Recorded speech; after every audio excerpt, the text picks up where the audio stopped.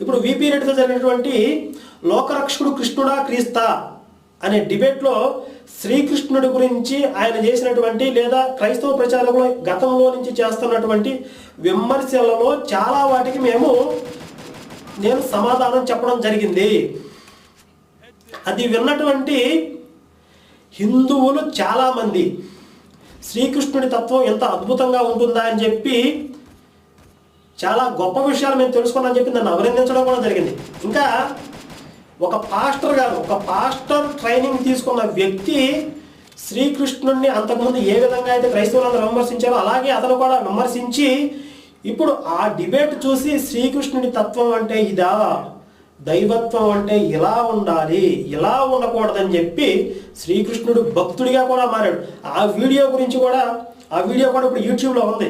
అతని పేరు ప్రశాంత్ యాదవ్, కర్ణాటకలో ఉంటాడు. అతను డైరెక్ట్గా వచ్చిన